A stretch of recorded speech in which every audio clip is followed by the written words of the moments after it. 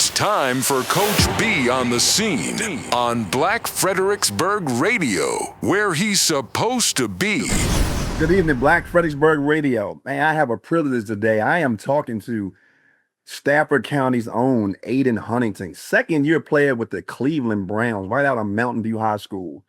And I met his mother a few weeks ago, Marcia Leftwich, and she told me that I have a son playing in the NFL. I said, what? We don't know about. I didn't know.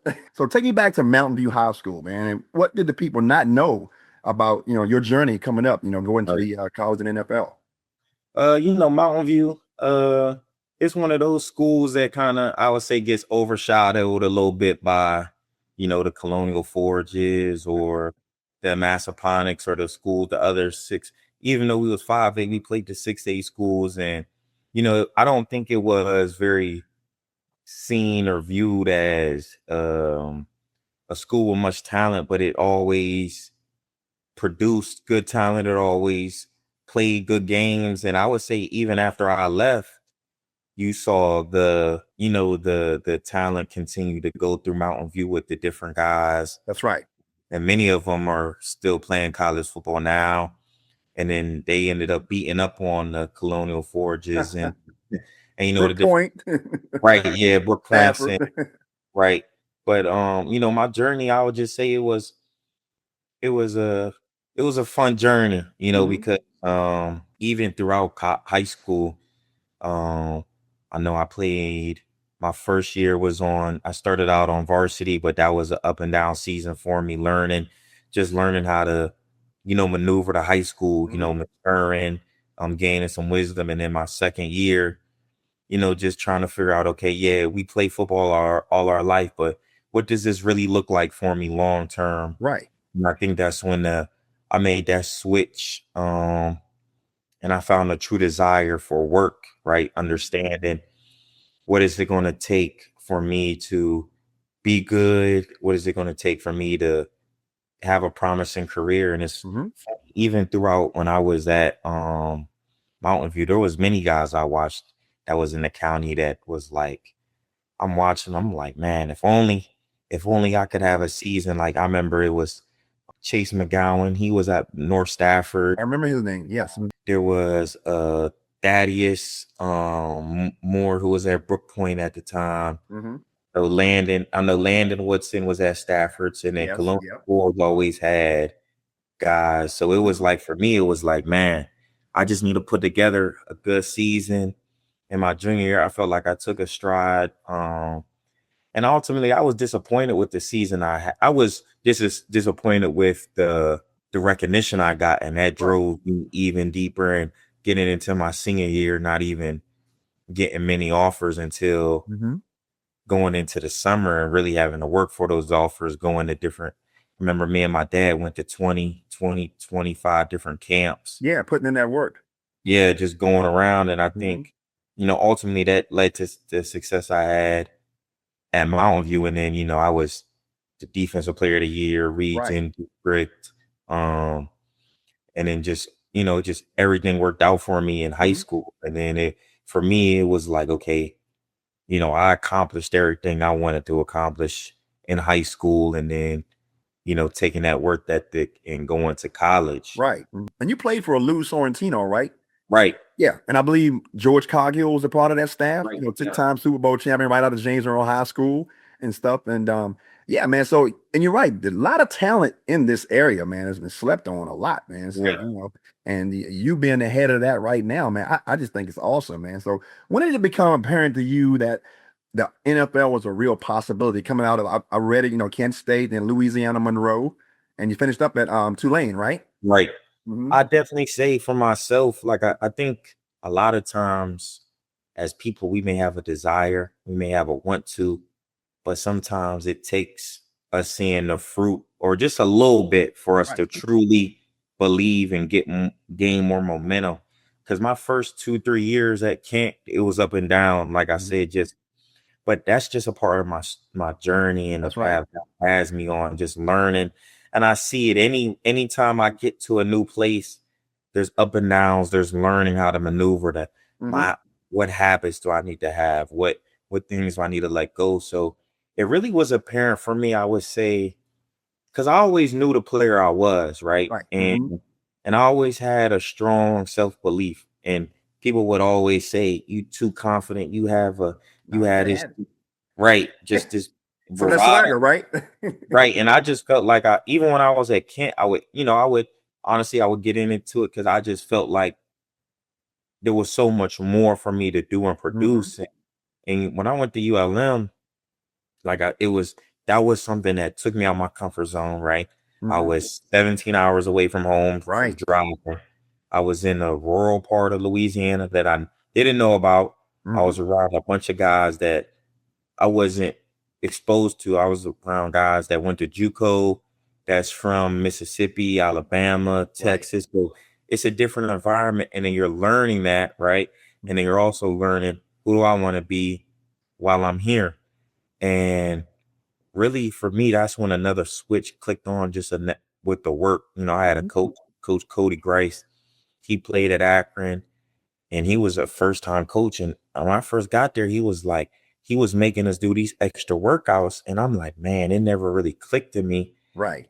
But that's what just that little bit propelled me to being like, I don't need, because I think he ended up they was like, you listen, he can't do that no more. But for me, it was like, we need to keep doing this, right? And that was just something I did continually. Just I live like a 3-minute walk from the facility, so I would take a nap, I walk over there. But those habits I built, right, and after that season I had at ULM, I really said to myself, like, man, I was a top player in the country in this area, and I think that, and like, what's next for me is now, I think everybody wants to be on the NFL, like had the NFL on their radar, right. but they'll have you on their radar. That's a good point. And I think that's when the switch, after my 2023 season, I think that's when that switch happened. And I knew the switch happened when I was getting a lot of looks and eyes from schools around the country. Right. Because you really don't know how big you are till, like, I was in the portal twice. So the first time it was real slow. The second time, as soon as my name or that tweet went out, right, phone was flooded for 3 days. It would call after call, so it was one of those things of just recognizing that. Right. So for you, in those adjustments going to the different school, what was your mindset? Right. Yeah, that mindset adjustment in doing that, and then knowing, hey, I got bigger things. The goal is bigger than where I am right now. And so when I've transferred the first time, it was really, I wanted a new opportunity, right? I knew when I was at Kent, we did a lot of multiple things, and that's when I started learning what type of player I was, what type of scheme I wanted to play in. Right. Do I want to play 5-0 3 tech? Okay, I see myself as a 3 tech. So if I'm looking at the league, what are these guys? What are the Grady Jarrett's, the Aaron Donalds, the Collage? There you go. Wait, right? What are measurables? 280 to 300. I know I'm not going to be 300, but at the time I was 265, 270. Right. So I said, okay, I need to be 280. I want to play 3 tech. So then when I was, I wanted a new, like I said, a new opportunity. And I just wanted to, I just wanted a chance. I just wanted an opportunity. That opportunity, man. Yeah. And I would tell my dad, I would tell him many nights, I said, man, I just need a chance. Just, I don't, and even in the league, they talk about your opportunity. You only have one opportunity. That window. I just need one. I'm not one of the guys that need 30, and that's one thing I was preparing when I went to ULM. And my transition from ULM to Tulane was transition to finalizing my rough around the edges around the game. And I think Tulane, and when I went to Tulane initially, it was to help me kind of push me a little just sometimes, like you say, and I think a lot of times it's similar to people on Shark Tank. They have a great product. Right. You need somebody to see it. And I really just wanted somebody to see my product. Right. And I felt like Tulane was a great place for me to showcase that while I was there. And you were ready to seize that opportunity, man. Right. Yeah, got you. So you mentioned your dad, taking all, these camps, man, because you got to get out there. Right. So I know he had played an integral role, but what role did your mom play, man, that people don't really understand or know about? Right. I definitely think it was growing up. There's a stuff as far as the right, making sure they put this stuff in. So I would definitely say there's a foundational level of a beginning stage that people don't really see because sometimes it's not like your mom is out there throwing the football. That's right. Or tackling, or doing these things. But I definitely think there's areas to where, okay, we're going to play for this team, this coach, or we're going to be in these positions. And there's a lot of times that you can, you learn. And I think I think when you in them younger adolescent years, that's right. That's fine. But then after, that's when, you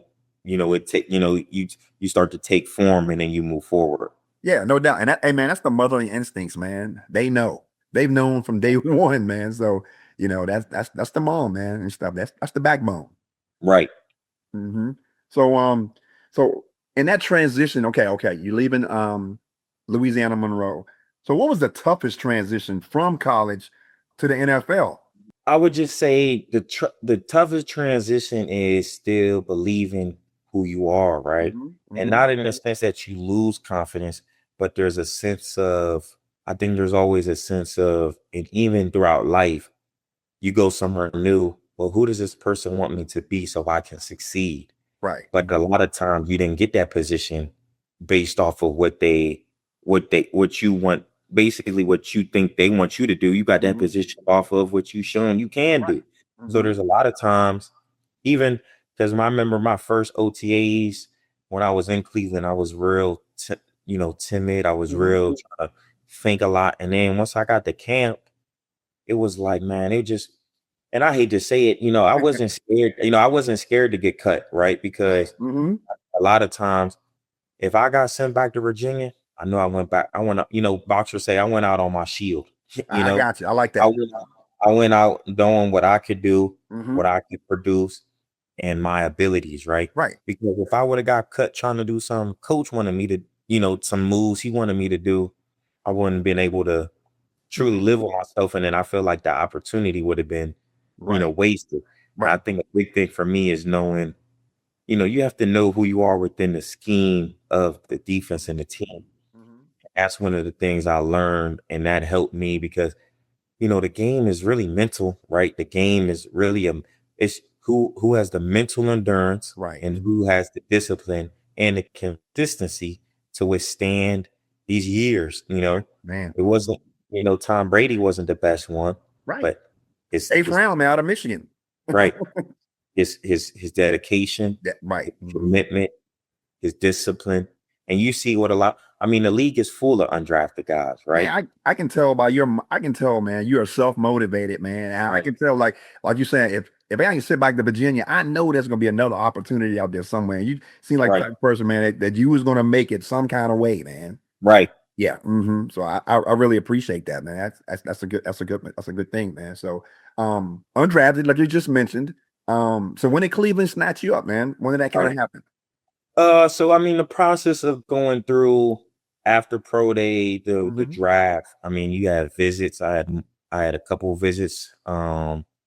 I had a couple of Zoom calls, a lot of Zoom calls, and a couple just phone calls, and then Cleveland was one one of those. And sometimes you sit there and you're like, man, if I don't get picked, I think this will be the place. And I think a lot of times, when you just have this discernment and you just have sometimes God doesn't need to push you. He just go that way, and I like it, man. Yeah, I just listened and I just went that way, and then ultimately it worked out for my favor. So I can't complain, or of course everybody want to be drafted, but yeah, I think I told myself, if I got drafted, I know the type of person I would have been, and I don't think I need to. I don't think I need that, that lacks in me. I think a lot of times, to where I want to get to and where God's placing me, I can't have a lax in me. Right. I can't have something to, it's like that. You teaching your grandson how to ride that bike. There's no training wheels. We gonna fall, or we gonna fall right back up. Yeah, that's right. I think that sometimes, as in life, it's I was undrafted, make the team or I'm not. There was no, and I think there has to be a self-belief in knowing, like, no doubt. I think there has to be a self-belief in knowing regardless of, and that's another thing. I don't count numbers. I don't try to say, man, if I beat out this because you could do that and then they trade the guy away, right? I seen that. They trade the dude and you like, oh shoot, is this, and you still have to be ready, That's right. And that opportunity comes up, right? And I definitely, like, a big thing for myself, I just try to run my own race. I got you, right? I just try to run my race and then just try to stay in my lane and stay in my in my area, just because I know that's the only way God could work on me. There you go, man. And you trust in that, and then hey, you trust in that, man, no doubt. So look, take me through your rookie year, man. You playing with Myles Garrett, man. We'll talk about him a little bit later, but take me through your rookie year. My rookie year was a learning rookie year, because I learned, as and like I said, I was out there, and I think sometimes you can get caught up in what people try to label you, right? And sometimes just because you are undrafted, that doesn't make you undrafted, right? Just because some things happen or what it's not. And I think a big thing for me was taking that mental step, learning how to maneuver just off the field, just with habits. In the league, it's 8 to 5. No one really tells you, no one really prepares you for that, right? Right. And going through, okay, we're going, how am I going to travel with these games? How am I going to prepare? Right? We're playing at 1 p.m. every week. So I just think my rookie year was a good year for me to learn and to use it as I wouldn't say a redshirt year, because I played. Yeah, you got some reps. I heard that. Yeah. Yeah, I played good in some games, but I think the biggest thing is find a consistency and then just continuing to grow from what I did last year, carrying that momentum into the off season, carrying that in the OTAs into this off season, and then this off season in the camp, and then this camp to the season. So that's kind of where I'm at. I got you. So look, check this out, man. So, okay, Myles Garrett. All right. Now you're coming in, you're on the team, man. You're getting reps. So you're not in awe. I mean, you're you're in the NFL, man. So, you're the man playing with him. And so this year, man, he got traded away to the Rams. So I'm looking at Adin Huntington saying, hey, man, it's my time, man. I'm ready to go. Despite all of that. So what's the mindset there coming in this year? Regardless, I think even for myself, me and Myles had a good relationship, because I even with him last off season, and it was one of those to where I could pick at him, a little bit. It could be he'll be like, all right, chill, but it was one of those. Yeah. But even for myself, I think the opportunity was there if he was here, or if he wasn't, he wasn't.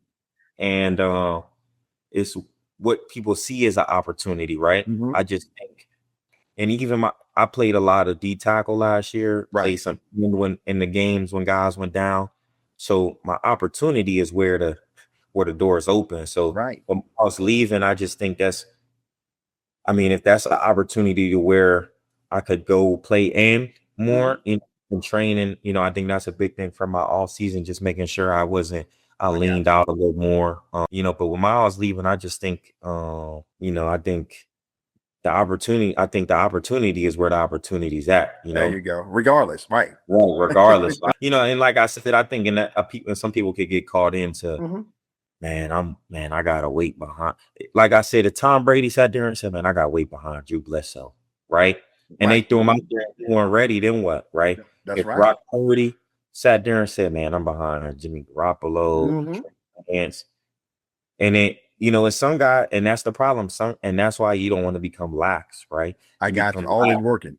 And then when you hate for your opportunity to come and say, man, I'm not ready. Right. And I think for myself last year, I had my opportunity. I excelled in what I was given, but I said, man, I could have been a little bit more ready, Could have had my body in a little bit better shape. I could have been in these positions to where there wasn't, I wouldn't say any doubt, but there was more confidence in my abilities. And I just think that's where, taking that step this year. I got you. So look, my son, so your position, my son, Julian, man, he said, he played nose guard, man. We had no answer for him. I saw some of the 6'1", 280 maybe. What did they have you play? What did they have you position right now, Adin?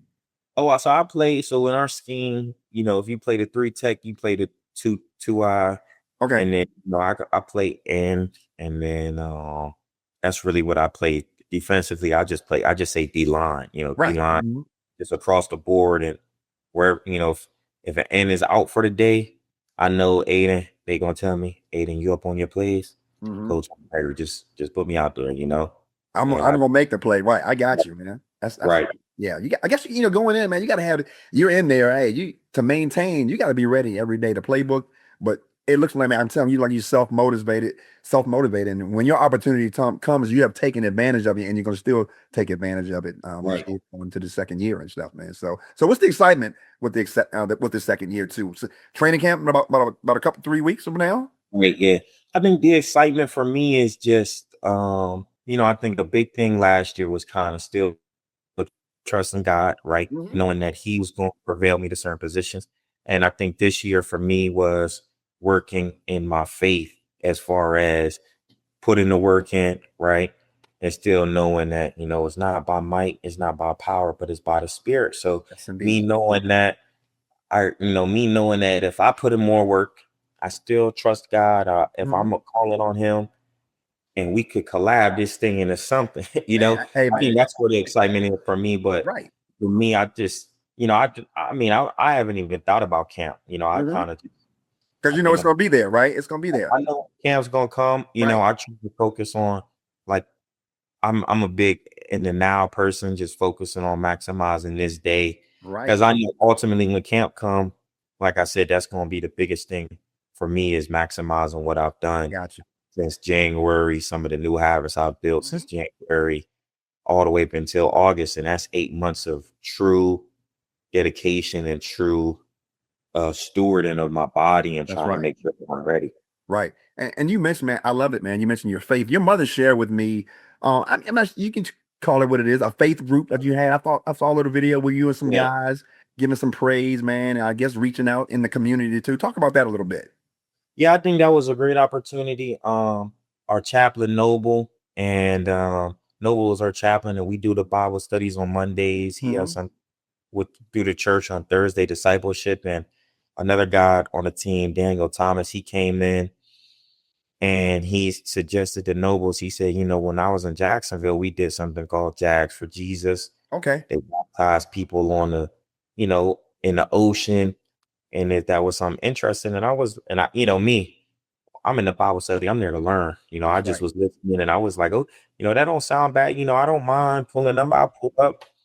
I'll pull up, and just, because sometimes you just need to be in a spirit. I'm not a big facilitator of, looking, I'm not saying that was a thing, but I think that was a big part of, you get a group of guys that are like-minded in faith, football, and community, right? And that's where there's connection. Right. And there you go. You outreach that into the streets, and it's like, because I think a lot of times people can see you bigger than life, right? Right. You get in with that NFL status. Yeah, I got you. And I try to be like, listen, this is, I'm still me at the end of the day. I don't think there's a bigger than life persona that you walk around with, right? I think that people could put that on you, but being in that situation, in that environment and community, it shows you how grounded we all truly are, and how we're all the same. And they respect that too. Right. And still, in the purpose is just sharing the gospel, leading others. And I think that was a great event. And that was something that was, that was definitely cool, and I enjoyed it. Right. Yeah, that's good, man. So look, we're hosting Black Fredericksburg Radio, part of myself, a lady named Wanda Grace, and an NIL event next week at James Monroe High School. I kind of mentioned this a little bit. So if NIL existed when you were in high school, what would you have done, differently? That's a great question, because I think for myself, even now, like, it's hard for me to get into some of those avenues, because it's like, what's the ultimate goal, right? What's the end all be all, right? And I think if you in it for the, if you in it for the money, and you in it for the commercials, and you want to utilize what football is doing in those avenues, then I'm all for it. I'm never going to blame somebody for saying that football gave me a degree, gave me some money, and it kicked part of my career, because some of these players are leaving college and they got a degree. It's paid up debt, so you're already ahead of your class. Give some of these players 250,000, these thousands. Now you're ahead, right? Way ahead, yeah. I think with the NIL aspect for myself is, like I said, it's difficult just because I wouldn't have known how to truly maneuver just with who I was as a person, and knowing that for me it was like, yo, I'm all in. I wouldn't even think about. And I would tell myself I'm not where I want to be yet to be on no commercial, right? I got you, right. And that, but I think it's ultimately is guys now is utilizing your platform is what social media is, right? Even though you don't have to like it to utilize it, right? I hate social media, but it's understanding. And I told somebody this the other day, the social media is the fastest way for somebody to see who you are in less than 20 to 30 seconds, right? You don't right? If I go on your page, I could look and scroll. Okay, they're in Greece. They like to travel. They got the food highlights. They like food. That's the quickest way to get to know somebody in less than 15 to 20 seconds. So I would definitely say, utilizing your platform and making sure that you have a clean, I would say a clean face and a clean platform, right? And I think that's one thing as young people, you're learning every day because how dangerous the internet is. That's right. Social media, Twitter, because you don't think, man, I'll send this tweet, only 50 people follow me. But if you become something, 50 people come 100,000. Just like that. And I think it's understanding that your opportunities can be taken away off of I had to say a mistake, something. So, and you see all these guys on TV, the schools want a clean face, right? The companies that are giving you the NIL, Nike wants a clean face, Adidas wants a clean face. The school you're going to, if you want to be a broadcaster, they want somebody that has a clean character, right? That they know that's not, trouble, and that's gonna, because you're representing $1 billion company. That's right. I ain't gonna take no mess. Right. And I think it's the biggest thing. Gotcha. So, we're excited about this, Adin, next Tuesday. A lot of leading and contacting the coaches in the area. I'm on staff at James Monroe High School as an assistant basketball coach. I'm a 30-year coach, man. So I played in the Battlefield District way back then, man. So, but we're excited about it. And Wanda Grayson, my cohort, and this has a lot of knowledge, man. She's sharp.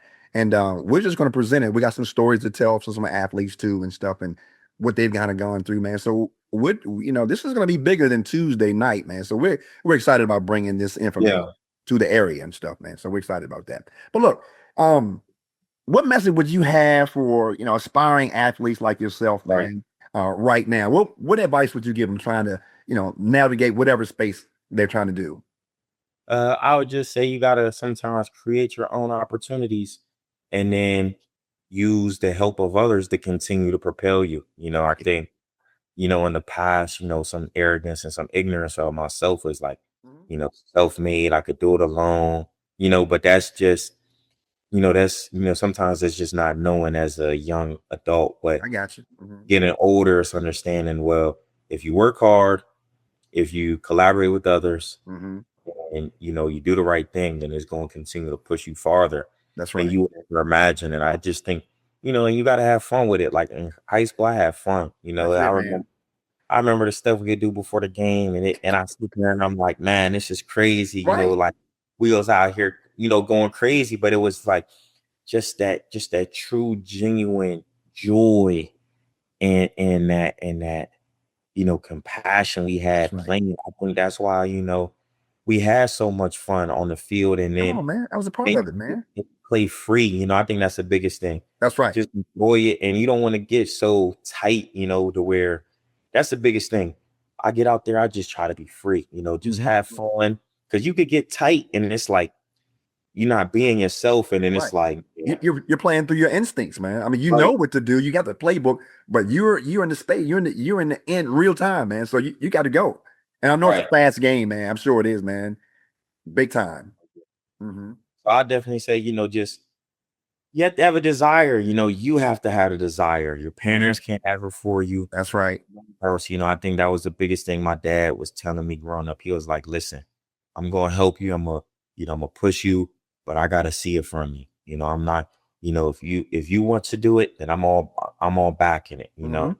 I I'm gonna help, but I'm not gonna do it for you. That's right. And I respect that. Everything that I've worked towards, was off the back and help of him, but it was off a desire of myself. And I got you. Want to. Some of the opportunities I presented was just like, and I think a lot of kids got to do their own research and figure out like, and like I said, a lot of people just don't, when you don't know what you don't know, you have to go to camps, Right. You don't know, you should probably get a trainer. A lot of kids don't know they should probably run track, just don't go to, I would go to track. I would go run track I'll go run track in the spring. And then I'll stay in 30 minutes to an hour and just do the football workout, the lift, right? Yeah. But, and I hate to say that if I was the only one doing it, other than my counterparts, you see where you saw the gap, and that's what I think a lot of times people, but at the end of the day, you got to just, if you want to get places you've never been, you have to do things Thank you, man. I like that statement. And I coached girls basketball for a long time, man. We ran up and down the court, Aiden. And a lot of our girls ran track, man. Of course, right. College coaches, man, they love student athletes that play multiple sports, man. Sport athletes, yep. Yes, sir. No doubt about it. It helps you out I think a lot of times people get so like, number one, you don't want to burn out. That's a big thing. Well, two, you want to get yourself to the position to where you realize every skill position player should be running track. All right. Don't tell me you running a 4.6 and you want to go D1. Get on that track. You got to get on that track. And people gonna say, but what if I'm slow? But you got to understand what track is. Track is an individual sport, and that's who determines who you want to be if you truly competitive. That's right. Because you get out there, I get out there some days, I'll be in third place, but I PR.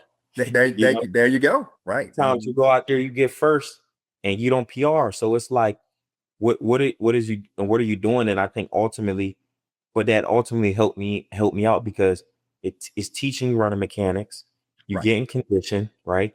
You strengthening your hamstrings, your quads, your calf, your Achilles tendons for these different aspects. And then it's like, but you just have to be able to give yourself the freedom to just be that's helping you become a better athlete. There you go, man.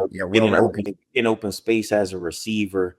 I hate to say it, no college coach is going to want to see a receiver get caught, unless that DB is 4.3. He don't you get hauled. He wants to see separation. There you go, man. Yeah. O-lineman, D-lineman. I'll tell D-lineman go run track because the guys you're playing against nowadays, you playing against Lamar Jackson, you playing against these guys that you're playing against guys that are real 4.3. That's you're right. At a 4.5, 4.6. And so even because when you make that jump to college, there's still gonna be freaks, right? Right. It's really it's a whole 100 team of freaks, You're just gonna put the best 22 out there, and you want to make sure you put yourself in a position to be one of those 22. Right. And at the end of your year, you want to make sure you're one of the guys that can get the opportunity to go to the league, because everybody in the league is a freak. Yeah, you're one of those, Aiden. You're one of those. Yeah. Come on, let's call it what you're one of those, man. Yeah. And I definitely, and listen, I combated my dad for years. I'm not running track. There's no reason. And it gets to the point you like, man, I'm running, I'm doing good. I'm leaning out. I'm doing stuff that's crazy. Right. I remember coaches would come in, man, they was telling me about some kid that ran track. Is that you? Oh yeah. I ran that. I was at a district, but you put yourself in these positions to open doors. And it's like, who would have thought running track would have got more attention? Right. And you mentioned the core muscles and footwork too, man. I'm sure you got some excellent footwork, man. Right. I definitely think a lot of times you can become so you want to be dialed in, but you don't want to lose sight, right? This high school, enjoy it. Get your letters, get your letters. No doubt. One, just enjoy it. And then, at the end of the day, if you're blessed with the opportunity, then you could take it as far as you want to go. Exactly. Look, I got something good for you, man. Yeah, you don't when you go around the NFL, you know, with your buddies and everything, you don't hear a lot of people saying, "Man, I'm a Cleveland Brown fan. I'm a Cleveland Brown fan." But I got something good for you, man. I'm from Mayfield, man. My dad still lives in Mayfield. There's a guy that lives across the street from an older guy. His name is Roosevelt Jackson. He's a diehard Cleveland fan, man. And my old high school basketball coach, Tim Taylor, is a Cleveland fan, man. So I'm going to tell him, look, man, I've talked to an NFL guy today, man, right out of Stafford, Fredericksburg area, man. So, when your mom told me, man, I was like, I didn't know this, man. I didn't know it in the freelance. No, I never seen the coverage, man. We gonna put you on the map, man. No doubt. And it's been a great conversation, man. So I appreciate you having me. Thank you. No doubt about it, man. We're gonna follow your story, man. And and we just really part of my platform, Coach B, on the scene. I'll be telling these stories of student athletes, seniors transitioning into college, and just telling their stories. I go around the area playing District 16 and doing some interviews and stuff, man. So having fun with it and collaborating with your mom too, man, was fun too, man. So that was good stuff, man. No doubt about it. But we're gonna follow your story, man, and they're gonna know about Adin Huntington, man. No doubt about it. I appreciate that. Thank you. Yes, sir. And I'm gonna follow, your schedule too, man. And part of my weekly sports reports is your local guy on the NFL level. And it didn't matter. It could be college level. I'm gonna have some reports like what was Adin's game like today? 3 tackles, maybe 2.5 sacks or whatever, something like that. I got you, man. I'm gonna put you on display, man. And I'm proud to be able to do that, man. No doubt about it. So look, do me a favor, man. Give Black Fredericksburg Radio a shout out. They're about a year in now. We're about a year in now, trying to get over the airways, man. But we're growing, man. What you got to say for Black Fredericksburg Radio? Well, shout out Black Fredericksburg Radio. I think, whenever you want to up and up, you have to work harder. You have to do a little bit more, but it's all great. It's a great reward. You reap the great rewards that you sow. So, I just continue to say, keep sowing and keep having fun. That's the biggest thing. And I appreciate, being on here and, sharing my story. My man. And we're gonna put this Twana James, our production man, she's gonna put it out there, man. So it's gonna be out there for people to view, man. No doubt. Cool. The area's gonna know about Adin Huntington, man. So for Black Fredericksburg Radio, he's Adin Huntington, Cleveland Browns. I'm Coach B, and we've been on the scene.